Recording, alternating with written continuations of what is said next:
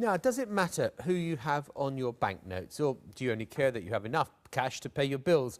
Well, in Britain soon, the only woman on the back of our banknotes, obviously we still have the Queen on the front, will disappear to be replaced by another important male historical figure, in this case Britain's wartime leader Winston Churchill. It's led to complaints that women are again being written out of history. And that's an argument Caroline Criado Perez makes, and Caroline campaigns to get more women on banknotes. That's when she's not trying to get more female experts on TV. Great to have you with us. We're also joined by Thomas Huckenhull, who's curator of the Modern Money exhibition at the British Museum, and by Charlie Waterhouse, designer at the Brixton Pound, a special currency used in just one area of South London. Right, does this matter? Yes, absolutely does matter. I mean, it's obviously one small issue, but it's one of many that have been taking place throughout history. There are so many great women who have been suggested to us since starting the campaign, which I'm sure most people haven't heard of. And, you know, even I, sort of big feminist campaigner who's been banging on about it, hadn't heard of these women. It's because we don't learn about them. I mean, the history curriculum has just practically wiped women out of it. Women represent something like 15% of statues. We're just not seen in the public eye, and when women aren't seen, it sort of sends a really damaging message about what women have achieved in the past, what we can achieve in the present, and how we're just generally valued in society. Tom, does it matter? I think it's historically interesting. To a point, yes, I think it matters. Whether that impact spreads to banknotes is something I'm not really in a position to comment upon. I think typically women have featured on banknotes in the past. But, well, in fact, I'd say that more women have featured on banknotes than men. But, of course, they're usually allegorical figures. They're not necessarily actual historical figures. And I want you to explain to me what the Brixton Pound is, Charlie. The Brixton Pound is a complementary currency, so it runs in parallel to sterling, but in Brixton, in about 300 independent businesses, you can go to the exchange points, swap sterling for the Brixton Pound, and go. And who have you got on your notes? Right. Well, we've got 3 men, 1 woman. We've got Violet Szabo on the 20.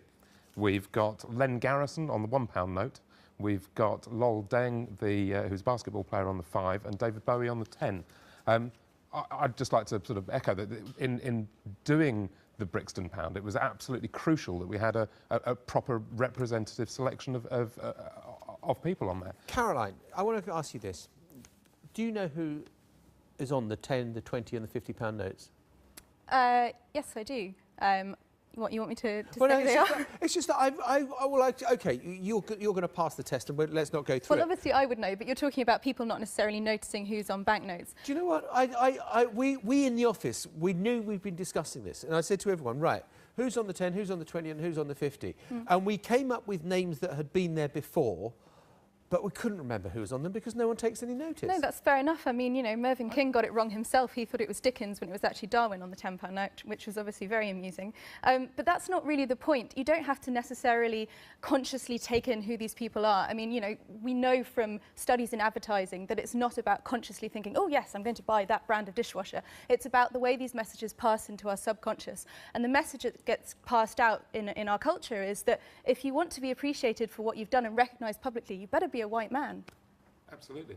Yeah, I mean, I think that's ridiculous. Money is the one thing that touches everybody. We might not all see the same films or art or appreciate, but we all have money in our pockets, and I think that sends a terrible message out to people. Of course, historically, it always has been used to spread a message. You know, coinage has always been that one way to disseminate one's image, whether you're a political figure or a leader. I mean, in some ways, I think, just to broaden this for a second, it's also quite interesting, the figure that is going to replace Elizabeth Fry on the notes, and it's going to be someone who, for the first time in British history, on a note, was an overtly political figure. He might have been a polymath, a statesman, but he was also a politician.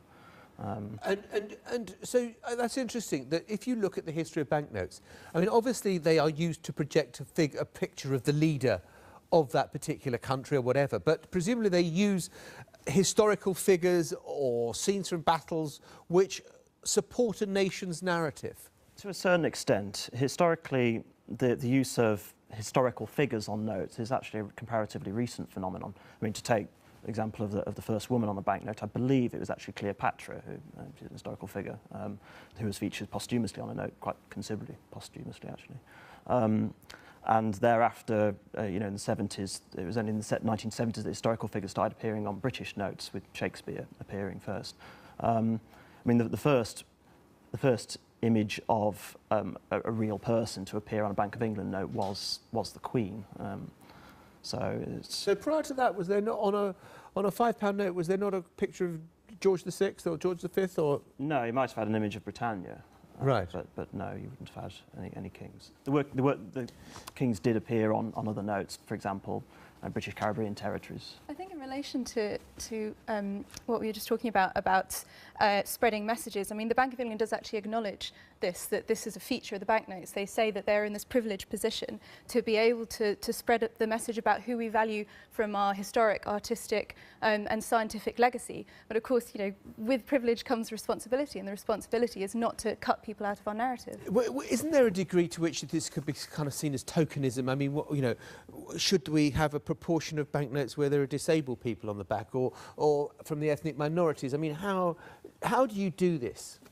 Well, I don't think it's tokenism. I think currency is a window into the issuer. So you look at the current banknotes, and so especially when the fiver is replaced, and we see a patriarchal society that is all about sort of economics and politics and all of that kind of stuff that actually bears little resemblance to our multifaceted country. But don't you think just to say it shows a patriarchal society is simplistic in the sense that Darwin, Origin of Species? I mean, is that a sign of a patriarchal society that he's on the back of a banknote, or some of the other great historical figures that we've had that have been there? Adam Smith, great economist, or whatever. Well, yeah, we've got Adam Smith. We're going to have Winston Churchill. We've got two blokes from the Bank of England on the 50. I mean, what does that say? It doesn't say anything to me about my life.